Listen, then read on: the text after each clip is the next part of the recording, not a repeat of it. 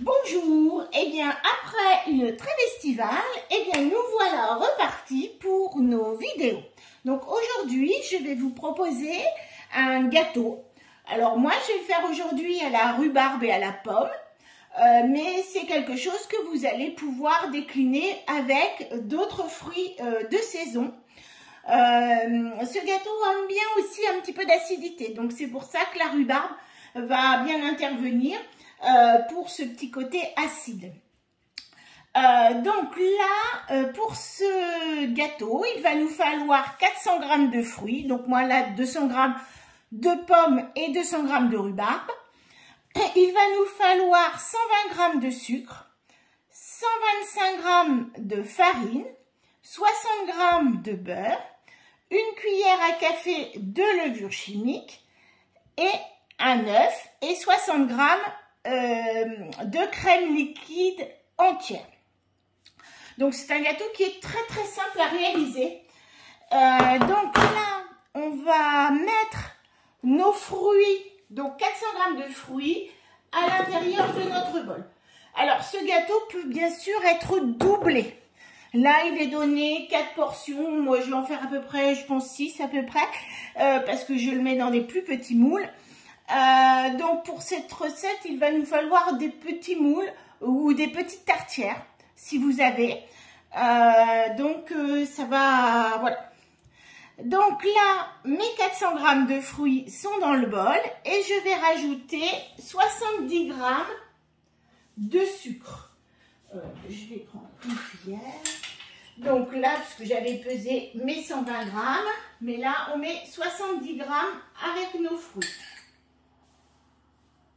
Alors, bien évidemment, n'hésitez pas à diminuer si vos fruits ne sont pas du tout acides. Si vous avez vraiment des fruits qui sont très sucrés, si vous faisiez par exemple avec de l'ananas qui est très sucré, mettez pas 70 g de sucre. Donc là, on va programmer. Donc mes fruits étaient coupés en petits tronçons, hein, comme vous avez vu. Donc là, on va remettre le couvercle et le gobelet doseur. Et on va programmer 10 minutes. 10 minutes 80 degrés, sens inverse. Et la première vitesse, donc la vitesse cuillère. Donc là, on va laisser un petit peu nos fruits se compoter. Voilà, donc ma petite compotée est terminée. Oh, ça n'a pas bien compoté. Moi, ma spatule.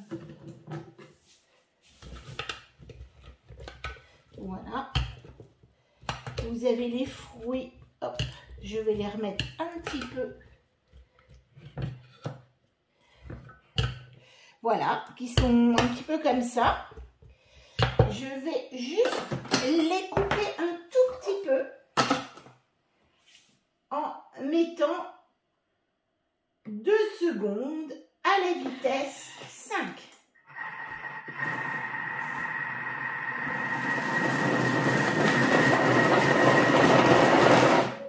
Voilà. Alors, soit vous les avez coupés un peu plus petits et vous passez cette étape, ou voilà, pour avoir des fruits un petit peu comme ça. Donc, je vais répartir mes fruits dans des, alors, soit des tartelettes, comme ça, soit vous pouvez les mettre dans des petits moules, éventuellement des petits moules, des petits moules en silicone.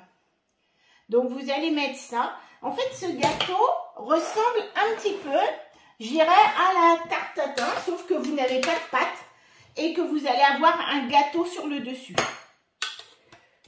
Là, j'ai un petit morceau de ruban un petit peu gros. Alors moi, mes tartières, je les mets, j'avais mis un petit peu de beurre juste sur le fond. Pour avoir une petite caramélisation avec le sucre et les fruits. Ça va faire une petite caramélisation un petit peu comme attendez, hop, je vais bien remettre pour vous faire voir le remplissage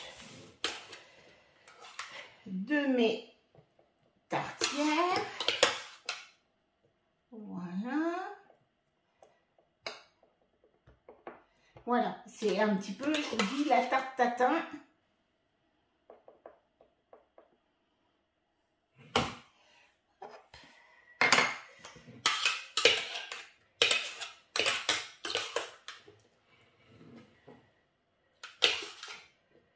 Donc nos fruits vont... J'ai fait mes morceaux un peu de rhubarbe un petit peu trop gros. Je les coupe un petit peu. Voilà. Donc vous répartissez bien tous vos fruits. Alors j'en ai fait une aussi où je n'ai pas mis de beurre parce que je veux tester pour voir si ça caramélise autant. Et je vous donnerai le résultat pour voir si on est obligé de mettre ce beurre en plus. Voilà. Alors, j'ai aussi un petit peu de jus. Je vais le répartir sur mes différentes tartières.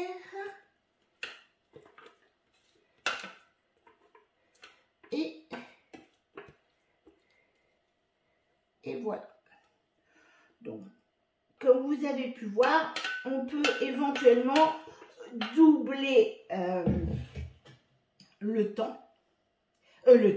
doubler les quantités et vous mettez, au lieu de 10 minutes, vous allez mettre plutôt 13 minutes pour...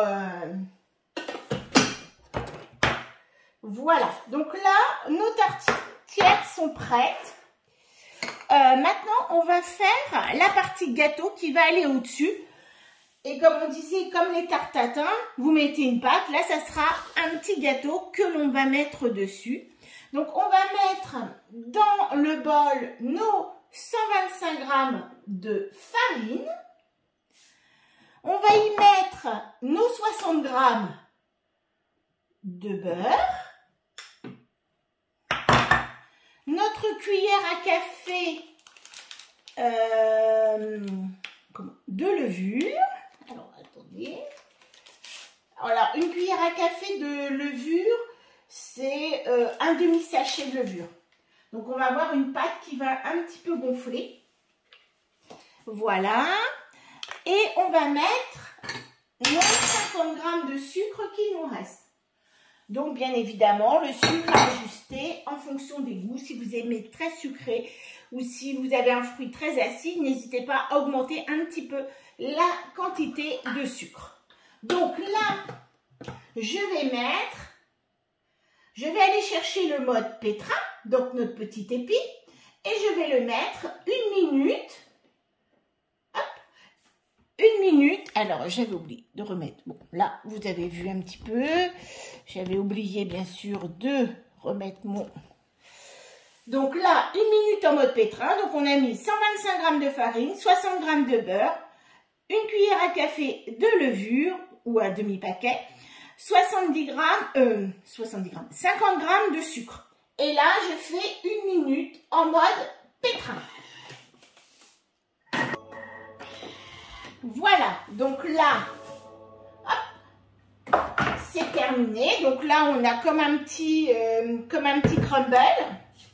Je remets bien tout à l'intérieur.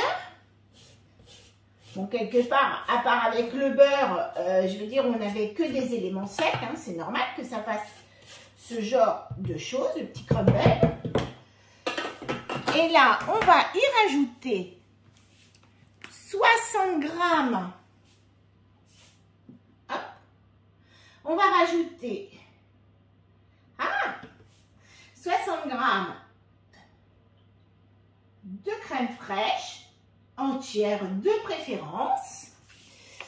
Et on va rajouter un œuf.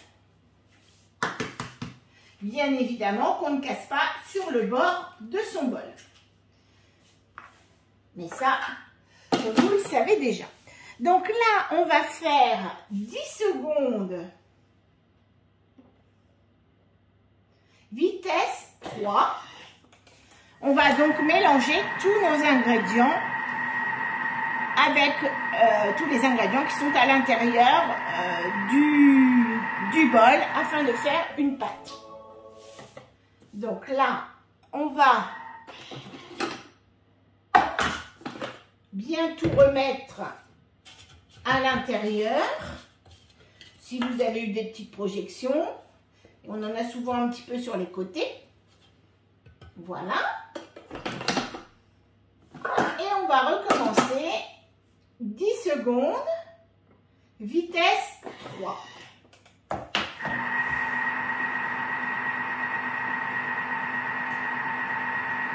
Pendant ce temps-là, j'ai oublié de vous dire, j'ai mis aussi le four à 180 degrés, puisque c'est la température à laquelle on va faire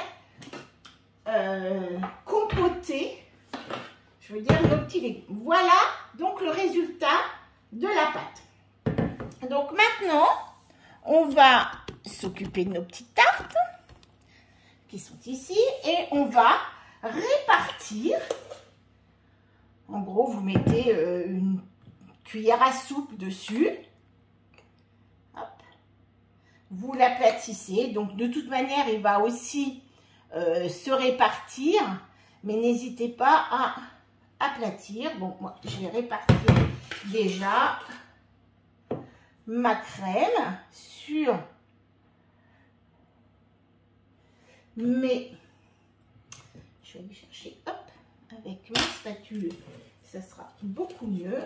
Et puis, je ne vais pas abîmer mon bol. Voilà.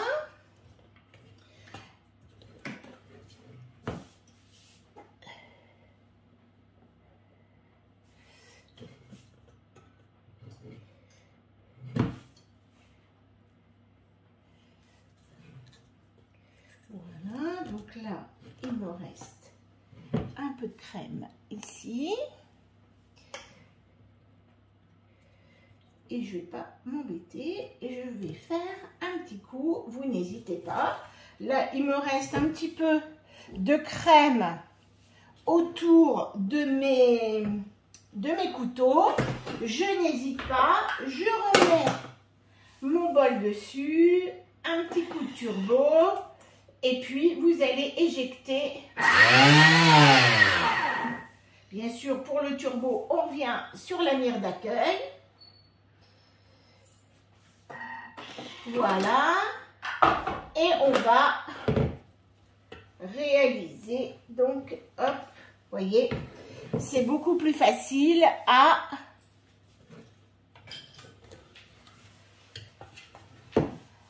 récupérer notre crème. Comme ça, hop, pas de perte. Pas de perte du tout.